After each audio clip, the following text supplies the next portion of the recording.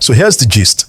Simon Ekpa, who leads the Biafra Republic Government in Exile, BRGIE, has claimed that over 49 million people have voted in what he calls a self-referendum on the future of Biafra.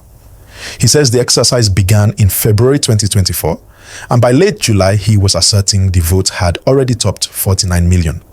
Now, this claim raises a lot of questions. What exactly is this referendum? Is it recognized? What's the validity? Let's break it down for everyone in clear, straightforward English so that all our viewers understand, whether you're in Lagos, Enugu, or anywhere in Nigeria. First, what is being claimed?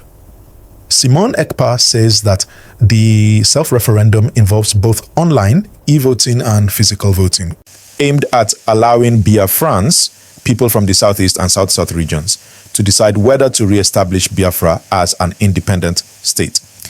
He further says the turnout at this referendum has already surpassed the number of votes cast in the 2023 Nigerian presidential election, which was about 25.3 million. So by his telling, this is not just a fringe event, but a massive exercise. Second, what we know so far. The exercise is not officially recognized by the Independent National Electoral Commission, INEC, or the federal government.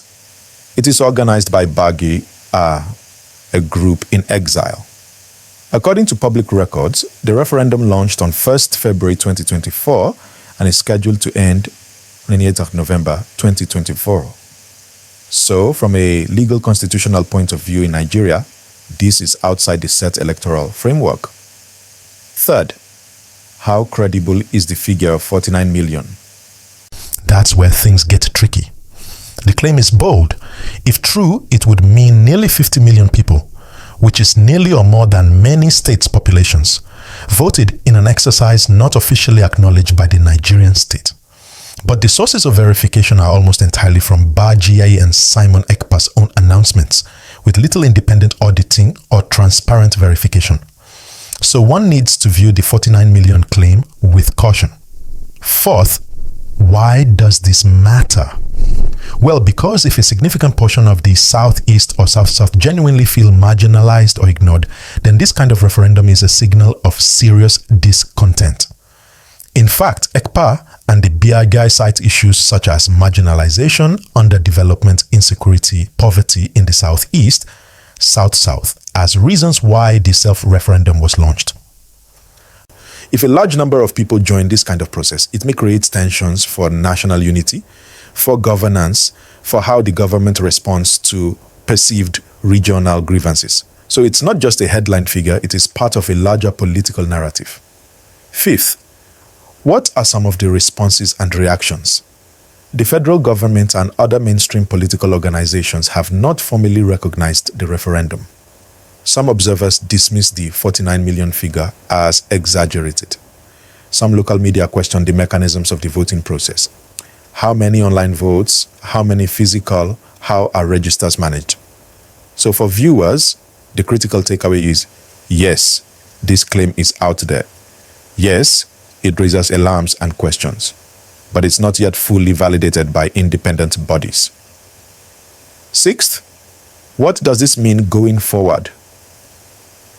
If the claim of 49 million or more is taken at face value, then BRGIE might use it to assert a mandate for something big, perhaps a declaration of independence or a major push for self-determination for Biafra.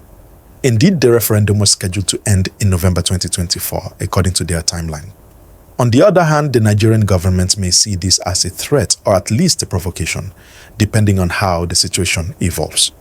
Now let's talk a little bit deeper, because you subscribe to the channel, don't forget. So we'll unpack some angles you may not have read about yet. Angle 1, the numbers compared. 49 million is huge. For Nigeria's 2023 presidential election, INEC said around 25 million valid votes were cast.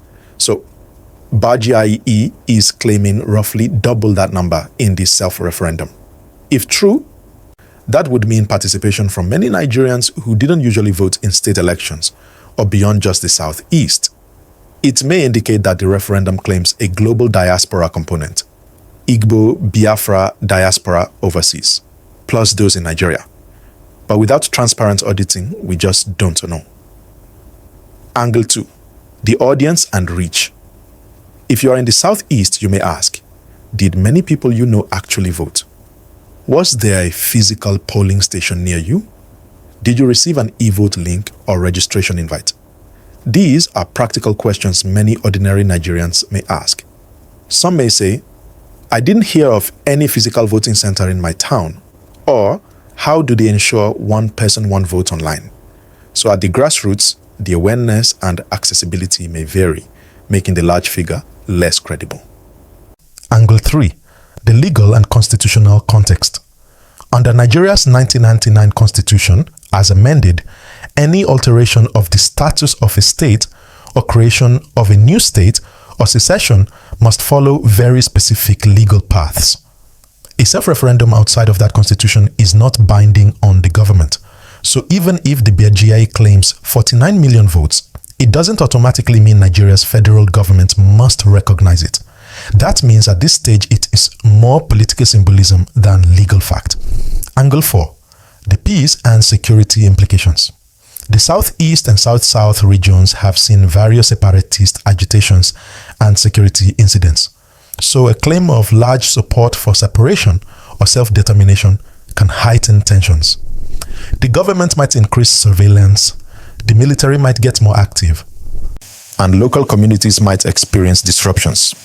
For you watching in Lagos or Enugu, this means the story is relevant to national unity, not just a regional issue. Angle 5. The role of the media and perception. When a leader claims 49 million votes, media coverage increases, public debate intensifies, and supporters may get energized. But counter-narratives will also emerge. Skeptics questioning legitimacy, opponents deriding it as a stunt. The way you consume this story matters. Always ask, who is verifying the data? What is the margin of error? What are the sources? So what do I suggest you do as a viewer? First, if you are in the region claimed to be part of the referendum, ask around. Did you see voting centers? Did anyone you know receive a vote link? What was the process? Second, stay informed. Watch mainstream national media for any official response from the Nigerian government about this claim. Third, engage calmly. This is a divisive issue. Conversations about identity, marginalization, self-determination are emotional. Respect differing views. Finally, subscribe to this channel so we'll keep you updated when new developments come, because we're watching this. In conclusion, the headline is bold. Simon Ekpa's massive self-referendum claim, 49 million votes, the truth revealed.